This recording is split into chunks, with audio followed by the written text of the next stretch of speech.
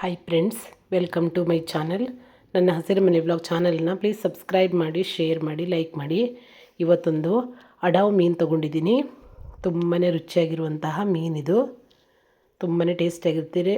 ಇದರಲ್ಲಿ ನಂಜಿನಂಶ ಏನೂ ಇರಲ್ಲ, ಹಾಗಾಗಿ ಬಾಣಂತಿಯರಿಗೆಲ್ಲ ಕೊಡ್ಬೋದು. ಈ ಮೀನು ತುಂಬಾ ಟೇಸ್ಟಿಯಾಗಿರುತ್ತೆ.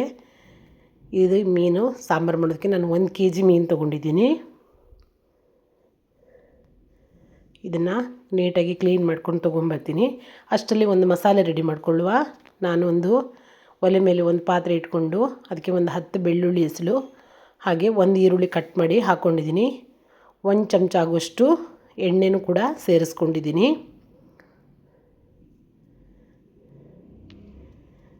ಇದಕ್ಕೆ ನಾನು 2 ಚಮಚ ಕೊತ್ತಂಬರಿ ಬೀಜ, ಒಂದು ಅರ್ಧ ಚಮಚ ಉದ್ದಿನಬೇಳೆ, ಒಂದು 10 ಮೆಂತ್ಯ ಕಾಳು, ಕಾಳು ಮೆಣಸು, ಜೀರಿಗೆ, ಸ್ವಲ್ಪ ಸಾಸಿವೆ ಇಷ್ಟನ್ನು ತಗೊಂಡಿದ್ದೀನಿ. ಇದನ್ನು ಕೂಡ ಸ್ವಲ್ಪ ಹುರ್ಕೊಳ್ಳುವ.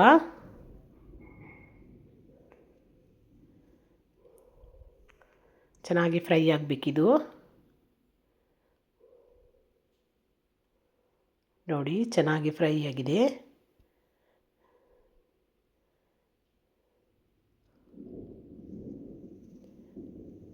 ಈರುಳ್ಳಿ ಮತ್ತು ಇವೆಲ್ಲ ಸ್ವಲ್ಪ ಹಸಿ ವಾಸನೆ ಹೋಗಬೇಕು, ಯಾಕಂದರೆ ಮಸಾಲೆಗಲ್ಲ, ಅದಕ್ಕೋಸ್ಕರ.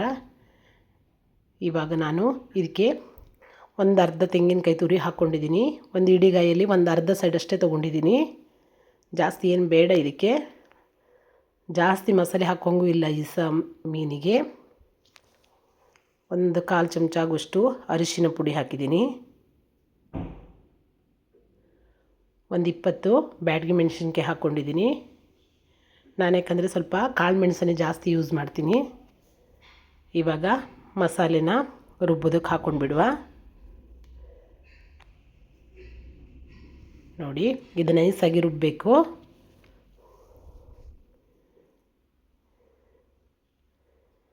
ಇದಕ್ಕೆ ನಾನು ಒಂದು ಲಿಂಬೆಹಣ್ಣಿನ ಗಾತ್ರದಷ್ಟು ಹುಣಸೆ ಸಹಿತ ತಗೊಂಡಿದ್ದೀನಿ. ಇವಾಗ ಮೀನು ಕಟ್ ಮಾಡ್ಕೊಂಡು ತೊಗೊಂಬಂದಿದ್ದೀನಿ. ಇದಕ್ಕೆ 1 ಚಮಚ ಉಪ್ಪು ಹಾಕಿ ಇಟ್ಕೊಳ್ಳುವ. ನೋಡಿ, ಈ ಥರ ಕಟಿಂಗ್ ಮಾಡ್ಕೊಂಡು ತೊಗೊಂಬಂದಿದ್ದೀನಿ. ನಾನೇ ಕಟಿಂಗ್ ಮಾಡಿದ್ದೀನಿ ಇದನ್ನು. ನೋಡಿ, ಇದಕ್ಕೆ ಬೇರೆ ಏನು ಹಾಕೋದು ಬೇಡ. 1 ಚಮಚ ಉಪ್ಪು ಹಾಕಿಟ್ರೆ ಸಾಕು. ಇದು ಸ್ವಲ್ಪ ಸಪ್ಪೆ ಮೀನು, ಹಾಗಾಗಿ ಬೇರೆ ಏನು ಹಾಕೋದು ಬೇಡ. ನೋಡಿ, ಇಷ್ಟೇ ಮಾಡಿಟ್ರೆ ಸಾಕು ಇದು. ಇವಾಗ ಇಲ್ಲಿ ಮಸಾಲೆ ನೈಸ್ ಆಗಿದೆ.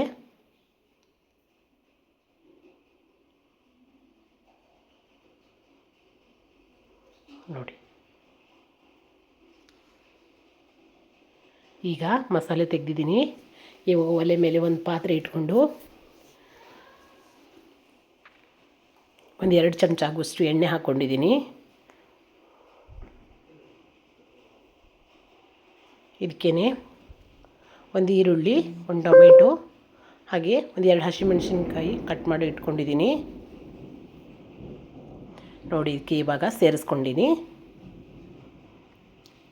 ಇದು ಸ್ವಲ್ಪ ಫ್ರೈ ಆದಮೇಲೆ ಇದಕ್ಕೇ ನಾವು ಮಸಾಲೆ ಸೇರಿಸ್ಕೊಂಡು ಬಿಡುವ.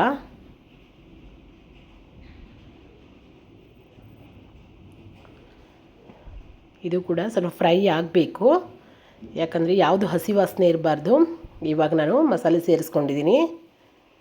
ನೋಡಿ, ಈ ಮಸಾಲೆನೂ ಅಷ್ಟೇ ಜಾಸ್ತಿ ತೆಳ್ಳೂ ಇರಬಾರ್ದು, ಜಾಸ್ತಿ ದಪ್ಪನೂ ಇರಲಿ, ಮೀಡಿಯಮ್ ಹದದಲ್ಲೇ ಇರಲಿ. ನೋಡಿ, ಈ ಥರನೇ ಇರಲಿ. ತುಂಬಾ ಟೇಸ್ಟಿ ಆದ ಮೀನಿದು. ನೋಡಿ, ಈಗ ಸಾರು ಕುದೀತಾ ಇದೆ. ನಾನಿವಾಗ ಮೀನನ್ನು ಸೇರಿಸ್ಕೊಳ್ತಾ ಇದ್ದೀನಿ.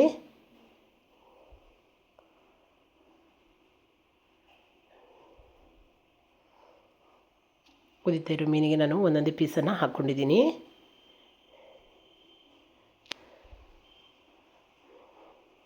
ನೋಡಿ, ಎಷ್ಟು ಚೆನ್ನಾಗಿ ಬಂದಿದೆ ಅಂತ ಮಸಾಲೆ. ಇವಾಗ ನಾನು ಕುದಿಸಿ ಅರ್ಧ ಗಂಟೆ ಹಾಗೆ ಇಟ್ಟಿದ್ದೀನಿ.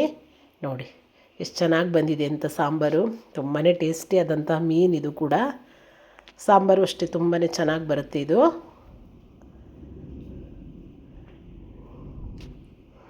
ನಂತರ ನಾನು ಅದಕ್ಕೆ ಸ್ವಲ್ಪ ಕೊತ್ತಂಬರಿ ಸೊಪ್ಪು ಕೂಡ ಸೇರಿಸ್ಕೊಂಡಿದ್ದೀನಿ.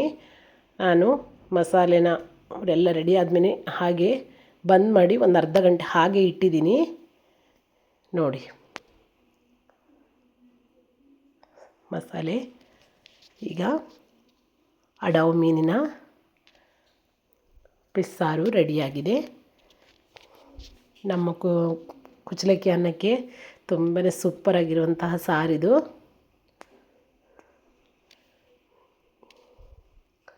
ನೋಡಿ ಒಂದ್ಸರಿ ನೀವು ಟ್ರೈ ಮಾಡಿ. ಫಿಶ್ ಸಿಕ್ಕಿದಾಗ ಇದೇ ಥರ ಸಾಂಬಾರು ಮಾಡಿ, ತುಂಬಾ ಟೇಸ್ಟಿಯಾಗಿ ಬರುತ್ತೆ.